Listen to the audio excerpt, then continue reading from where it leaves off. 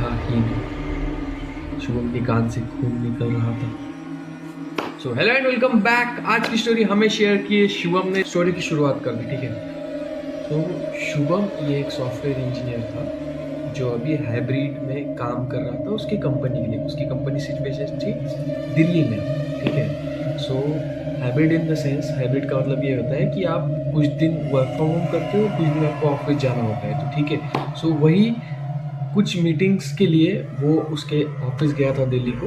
तो वो मीटिंग सब निपटा के रात के कुछ 12-1 बज गए थे। सो उसके बाद उसने अपनी गाड़ी ली और वो निकल गया अपने घर की तरफ। अब उसका घर दिल्ली से 4 to 5 आवर्स की दूरी पे था। सो उसने मुझे बोला है कि अभी ये डिस्क्लोज नहीं करना है उसके शहर का नाम और ये। सो हाईवे एकदम सुनसान था। उसको थोड़ा वियर्ड लगा पर उसने इग्नोर किया, अपनी वॉल्यूम बढ़ाया म्यूजिक का और ठीक है वो चल गया। सो जब उसने हाईवे क्रॉस किया तो कुछ 2 घंटे के बाद, जब रात के कुछ 2-2:30 बजे थे, तो वहाँ पे उसको एक औरत लिफ्ट मांगते हुए मिली, ठीक है, जिसने साड़ी वाड़ी पहनी थी और वाइट कलर की साड़ी पहनी थी और काफ़ी मतलब दिखने में काफ़ी हॉट थी और ये सब। तो अपना लौंडा फिसल गया, ठीक है। Apart from jokes. सो फिर उसको दूर कहीं से, मतलब एकदम जैसे वो गिरती है ना अपनी कार की लाइट ऐसे साड़ी पे गिरती है, तो फिर उसको वो थोड़ा चौंक गया पहले कि भाई इतने रात को ये औरत यहाँ पे क्या कर रही है, ठीक है।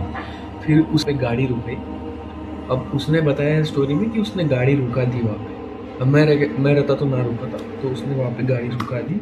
सो वो औरत को पूछने लगा कि आपको कहाँ जाना है, ठीक है। अब वो औरत ऐसे लिफ्ट ही मांग रही थी ना, तो उसने पूछा कि आपको कहाँ जाना है, मैं आपको कहाँ ड्रॉप कर दूँ। तो उस औरत ने कुछ भी नहीं बोला, एक शब्द भी नहीं बोला।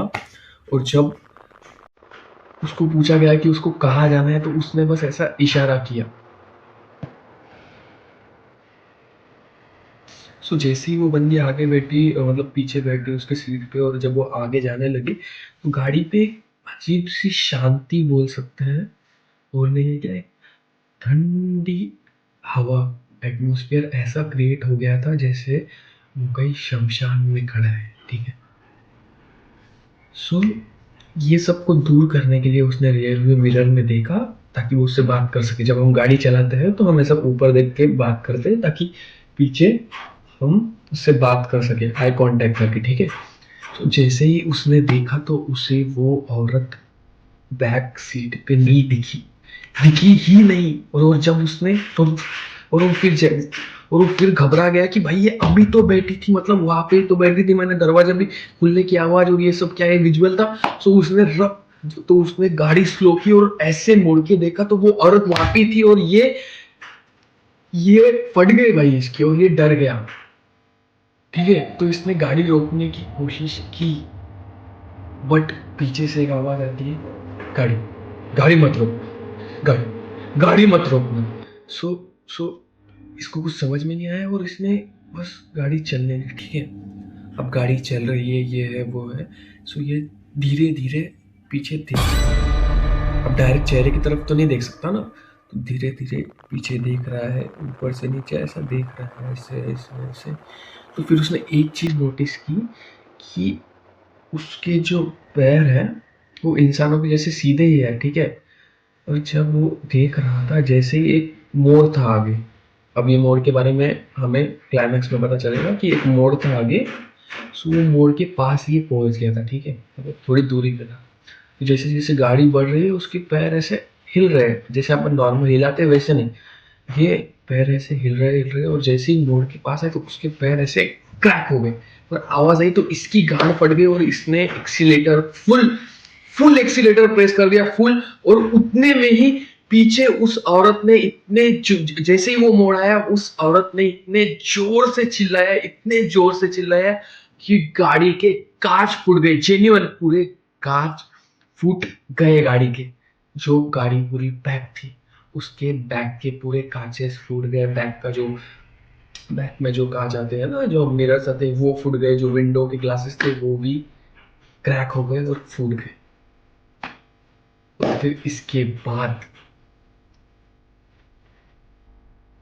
वो औरत बैक सीट में से गायब हो गई। अब शुभम ने बैक सीट पे, जब तक वो घर पे नहीं पहुंचा तब तक उसने देखा ही नहीं, ठीक है, देखा ही नहीं। शुभम के कान से खून निकल रहा था। जैसे ही वो घर के अंदर गया तो उसके पापा नींद में से उठे, ठीक है, ये रात के कुछ 3:30-4 बजे तक वो यहाँ पे पहुंच गया था घर पे। तो उसके पापा नींद में से उठ के आए, एकदम भूख के जैसे आए, और पता नहीं वो घर में एक छोटा सा मंदिर था, वहां पे उठी, वो भगवती उठाए और उसके सिर पे मारे, और शुभम बेहोश। शुभम फिर सुबह उठता है, और फिर क्या हुआ कैसे हुआ उसे सब याद है, पर कुछ मतलब वो प्रोसेस नहीं कर पा रहा था, ये विजुअल्स था या कुछ। सो फिर जो पंडित जी थे, जो शुभम के पापा थे, सो उनके वो अचानक से उसको, मतलब जब वो उठा, कुछ कंसोल वेंसोल किया उसके मम्मी पापा ने उसको, ये सब ठीक है ऐसे वैसे, क्योंकि वो घबरा के उठा था, ठीक है। सो वो उसको बताते हैं कि कई साल पहले, अराउंड कुछ 50-60 साल पहले, वहाँ पे एक दुल्हन ने आत्महत्या की, ठीक है, कि वो पूरी तैयार होकर थी, सच सवर के थी, और वहां पे उसने आत्महत्या कर लिया। अब ये आत्महत्या का सीन कुछ ऐसा है कि बहुत ज्यादा लोग तो नहीं बोलते कि मतलब बहुत ज्यादा लोग यही बोलते कि आत्महत्या की है, पर ये स्टोरी में है कि उसे उसके हस्बैंड ने ही मारा था वहां पे। तब से उसकी आत्मा वो हाईवे पे ही भटकती है, और फिर उस आत्मा ने धीरे धीरे उसके पूरे हस्बैंड की फैमिली को खत्म कर दिया। और जो भी टिल नाउ, जो भी रात के 12 बजे के बाद वहां से ट्रैवल करता है, जिसने भी उस औरत को लिफ्ट दी है, और उससे कुछ ज्यादा ही मतलब क्यों क्या, या फिर उसके गंदी तरह टच करने का मतलब सोचा भी है, या फिर उसको टच किया भी है, तो वो गाड़ी अभी तक उनके घर तक नहीं पहुंची, और वो कभी ट्रेस भी नहीं मिला।